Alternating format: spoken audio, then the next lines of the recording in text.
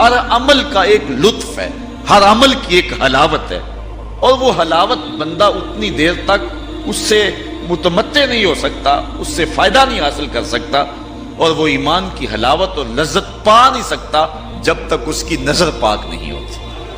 اگر کوئی بندہ چاہتا ہے کہ میرے باطن میں انوار چمکے تو رزق حلال کا اہتمام کر رہے، ورنہ سینہ روشن نہیں ہو سکتا، جو مرضی کر لے۔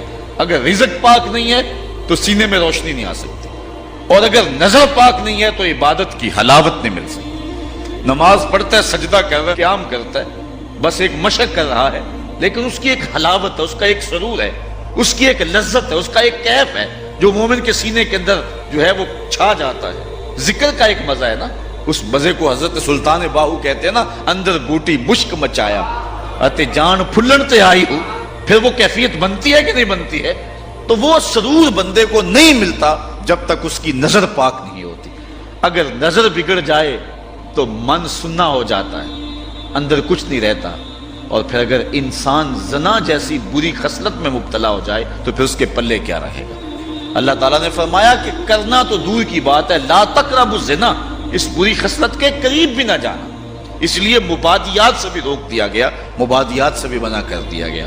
تو فرمایا جس شخص کو کسی عورت نے دعوت گناہ دی، اس طرح کسی عورت کو کسی مرد نے دعوت گناہ دی، اور اس عورت نے اپنی عصمت اور اپنی آبرو کی حفاظت کی، اور اس کو کہا پیچھے ہٹ جا، مجھے اپنے رب سے ڈر لگتا ہے، اور اسی طرح کسی مرد کو کسی عورت نے دعوت گناہ دی تو اس نے کہا فقال انی اخاف اللہ، میں اللہ سے ڈرتا ہوں۔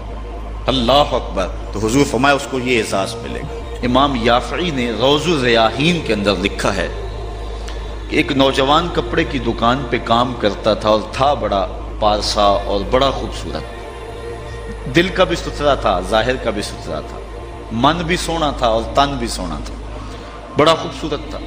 ایک عورت خریداری کے لیے آئی، اس کا دل فریفتہ ہو گیا، اور اس نے ایک ترکیب سوچی اور دوبارہ آئی تو بہت زیادہ کپڑا خرید لیا، اور مال کے دکان سے کہنے لگی کہ میری گٹھڑی بھاری ہو گئی ہے، اس نوجوان کو کہو کہ میرے گھر چھوڑ آئے۔ مالک اس عورت کی نیت سے آگاہ نہ ہو سکا، اور اس نوجوان کو اس کے ساتھ بھیج دیا۔ جب وہ گھر میں داخل ہوئی، نوجوان کو گھر میں لے گئی، باہر سے دروازہ مقفل کر دیا اور اس کو دعوت گناہ دی۔ اس نے کہا انی اخاف اللہ، میں تیری بات نہیں مان سکتا۔ اس نے کہا کہ آج تو تجھے میری بات ماننا ہی پڑے گی۔ حیا سوز لباس بھی اتار پھینکا اور اس کو دعوت گناہ دینے لگی۔ یہ شیطان کا انتہائی سخت جال ہے، اس جال میں اس نے بڑے بڑے لوگوں کو پھانس لیا۔ اب اس نوجوان کو وہ ورغلاتی ہے، کوشش کرتی ہے، لیکن نوجوان ہے کہ اپنی نظروں پر پہرے بٹھائے، آنکھیں بند کر لیتا۔ اس نے بڑے ہیلے کیے، بڑے جتن کیے، لیکن وہ نوجوان صرف سونا ہی نہیں تھا، اللہ کا ولی بھی تھا۔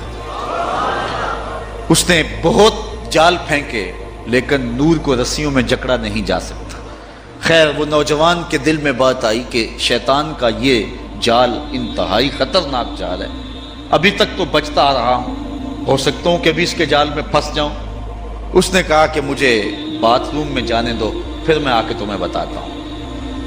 وہ اندر چلا گیا، پاخانہ کیا، اپنے ہاتھوں پہ کر کے پورے بدن پہ مل لیا، اور اسی حالت میں جب باہر آیا تو بدن سے بدبو اٹھ رہی تھی، عورت کا سارا نشہ اتر گیا۔ دروازہ کھول دیا اس نے، کہا چلا جا، تو کوئی دیوانہ اور مجنون شخص ہے۔ جب وہ دروازے سے باہر نکل رہا تھا، دل ہی دل میں اللہ کا شکر ادا کر رہا تھا، مالک میرا تن گندا ہو گیا، من تو ستھرا رہا۔ کائنات کا سب سے حسین چہرہ وہ ہے جو جنسی کالک سے محفوظ رہے۔ امام یافعی لکھتے ہیں کہ باہر پھر ایک چشمہ تھا، وہاں جا کے اس نے غسل کیا، اور جب تک وہ زندہ رہا اس کے جسم سے مشک و عنبر کی خوشبو آتی رہی۔ اب جب وہ فوت ہو گیا، لوگوں نے دفن کر دیا، یہ خوشبو اس کی قبر کی مٹی سے بھی آیا کرتی تھی۔ یہ اعزاز دیا اللہ نے اس کو، یہ تکریم دی۔ بعض روایت میں اس کا نام مغیرہ بتایا گیا ہے کہ لوگوں نے اس کا نام مغیرہ مشکی رکھ دیا کہ وہ مغیرہ